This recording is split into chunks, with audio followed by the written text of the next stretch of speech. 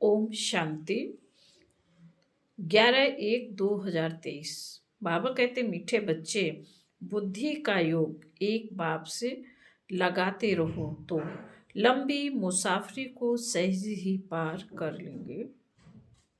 प्रश्न है, बाप पर कुर्बान जाने के लिए किस बात का त्याग जरूरी है? बाबा का उत्तर है, देह अभिमान का। देह अभिमान आया तो मरा।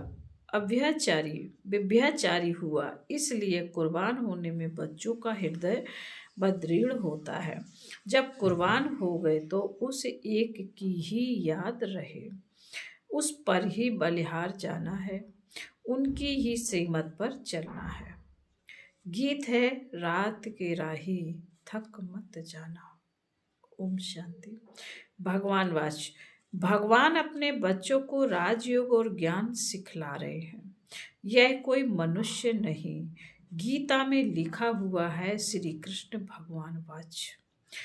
अब श्री कृष्ण सारी दुनिया को माया से लिबरेट करें, यह तो संभव नहीं है।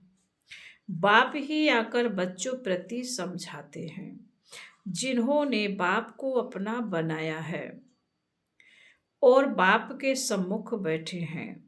श्री कृष्ण को बाप नहीं कहा जा सकता, बाप को कहा जाता है परमपिता परमात्मा, परम धाम में रहने वाला।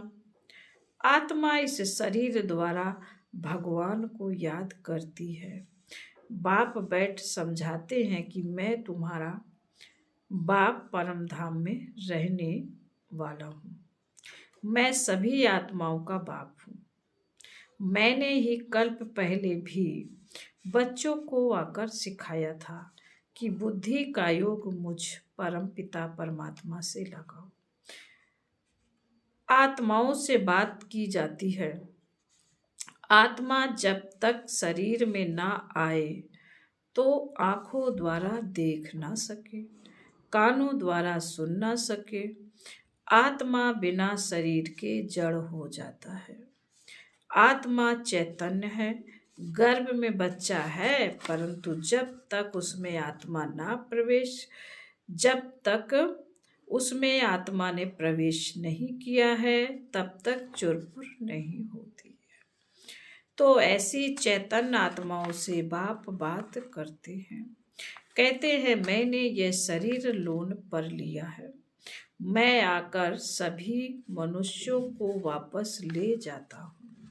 फिर जो आत्माएं सम्मुख होती हैं उन्हों को राजयोग सिखलाता हूँ। राजयोग सारी दुनिया नहीं सीखेगी, कल्प पहले वाले ही राजयोग सीख रहे हैं।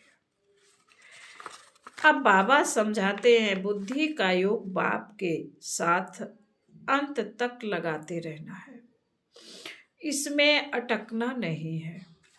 स्त्री पुरुष होते हैं तो पहले एक दो को जानते भी नहीं, फिर जब दोनों की सगाई होती है, फिर कोई 60-70 वर्ष भी इकट्ठे रहते हैं, तो सारे जीवन जिस्म जिस्म को याद करते रहते हैं।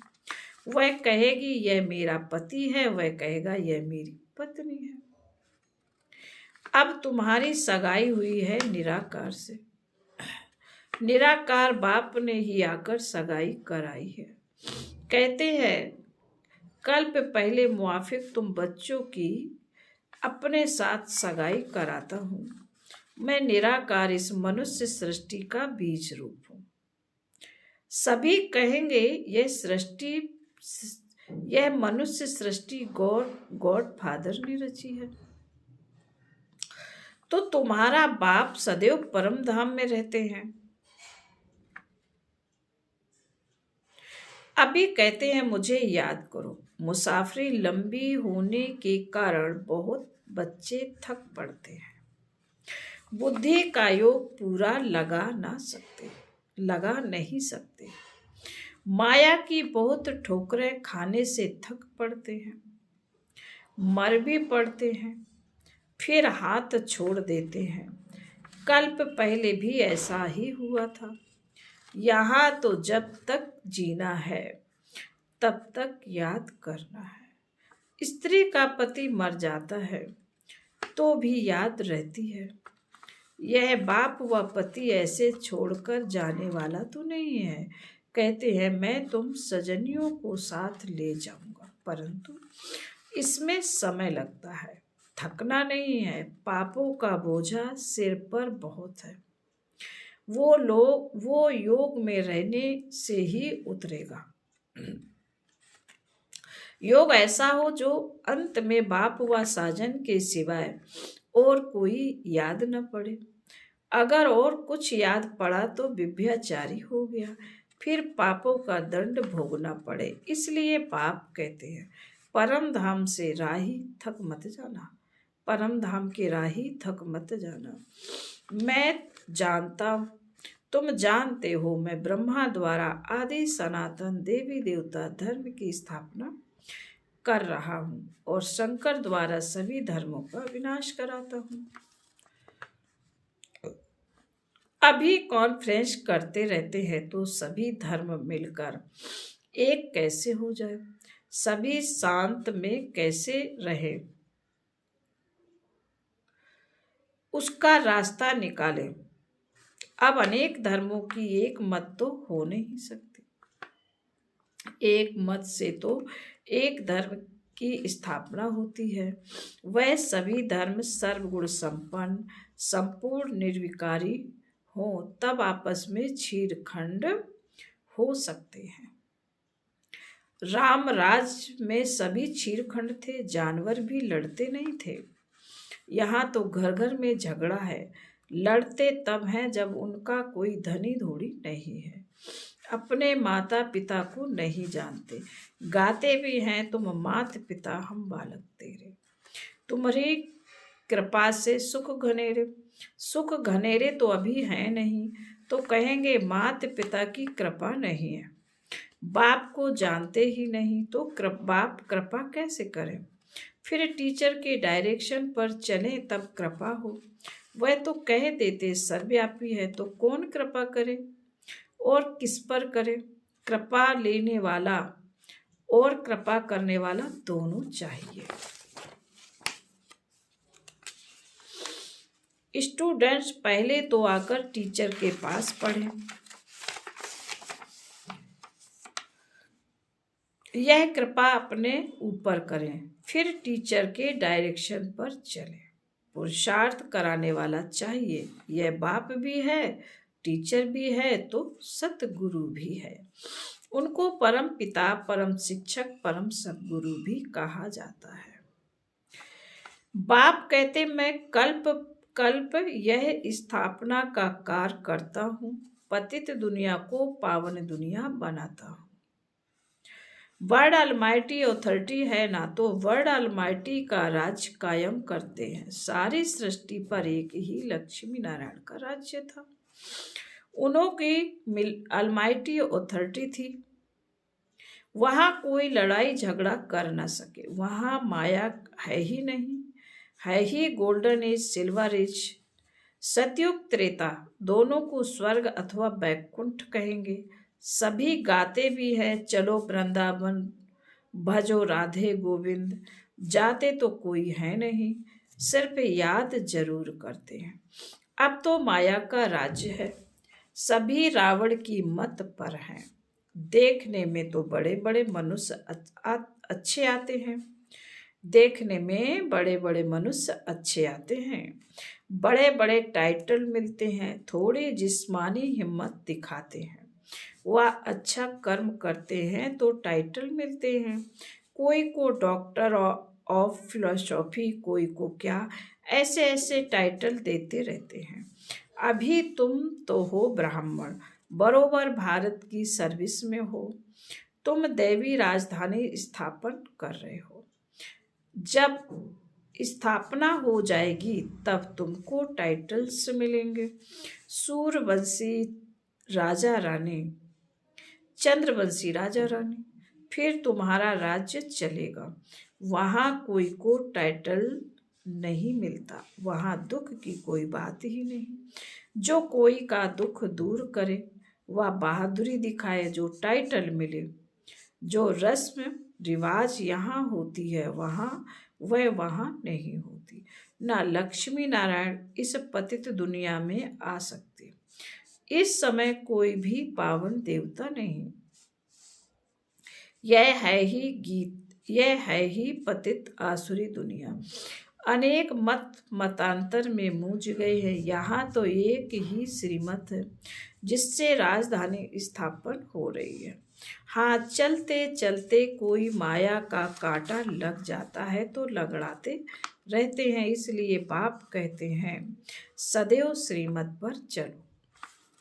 अपने मन मत पर चलने से धोखा खाएंगे। सच्ची कमाई होती है सच्चे बाप की मत पर चलने से। अपने मत से बेड़ा गर्क हो जाएगा। कितने महावीर श्रीमत पर ना चलने के कारण अधोगति को पहुंच गए। अभी तुम बच्चों को सदगति को पाना है। श्रीमत पर ना चला और दुर्गति को पाया तो बहुत पछताना पड़ेगा। फिर धर्मराज में शिव बाबा इस तन में बैठ समझाएंगे कि मैंने तुमको इस ब्रह्मा तन द्वारा इतना समझाया पढ़ाया, कितनी मेहनत की, तुमने निश्चय पत्र लिखे कि श्रीमत पर चलेंगे परंतु नहीं चले। श्रीमत को कभी नहीं छोड़ना चाहिए। कुछ भी हो बाप को बताने से सावधानी मिलती रहेगी। कांटा लगता ही तब है जब बाप को भूलते हैं। बच्चे सदगति करने वाले बाप से भी 3 कोस दूर भागते हैं। गाते भी हैं बारी जाऊं कुर्बान जाऊं, परंतु किस पर? ऐसे तो नहीं लिखा है सन्यासी पर बारी जाऊं, वह ब्रह्मा विष्णु शंकर पर बारी जाऊं, वह श्री कृष्ण पर बारी जाऊं। कुर्बान जाना है परमपिता परमात्मा पर। कोई मनुष्य पर नहीं। वर्षा मिलता है बाप से, बाप बच्चों पर कुर्बान होता है। यह बेहद का बाप भी कहते हैं मैं कुर्बान होने आया हूं। परंतु बाप पर कुर्बान होने में बच्चों का हृदय कितना बदृढ़ होता है। देह अभिमान में आया तो मरा, विव्याचारी हुआ, याद उस एक की रहनी चाहिए। उन पर बलिहार जाना चाहिए। अब नाटक पूरा होता है, अब हमको वापस जाना है। बाकी मित्र संबंधी आदि को सब कब्र दाखिल होनी है, उनको क्या याद करेंगे। इसमें अभ्यास बहुत चाहिए। गाया भी हुआ है चढ़े तो चाखे अमृत रस। जोर से गिरते हैं तो पद गवा देते हैं। ऐसे नहीं स्वर्ग में नहीं आएंगे। परंतु राजा रानी बनने और प्रजा बनने में तो फर्क है ना। यहाँ का भील भी देखो मिनिस्टर भी देखो, फर्क है ना। इसलिए पुरुषार्थ पूरा करना है। कोई गिरते हैं तो एकदम पतित बन जाते हैं। श्रीमत पर चल नहीं पाते तो माया नाक से पकड़ एकदम गटर में डाल देती है। बाप दादा का बनकर फिर ट्रेटर बनना, गोया उनका सामना करना है। इसलिए बाप कहते हैं कदम कदम संभाल कर चलो। अब माया का अंत होने वाला है तो माया बहुतों को गिराती है। इसलिए बच्चों को खबरदार रहना है। रास्ता जरा लंबा है, पद भी बहुत भारी है। अगर ट्रेटर बना तो सजा भी भारी है। जब धर्मराज बाबा सजा देते हैं तो बहुत रड़ियां मारते हैं जो कल्प कल्प के लिए कायम हो जाती है। माया बड़ी प्रबल है। थोड़ा सा भी बाप का डिसरिगार्ड किया तो मरा। गाया हुआ है सतगुरु का निंदक ठोर न पावे। काम बस क्रोध वश उल्टे काम करते हैं।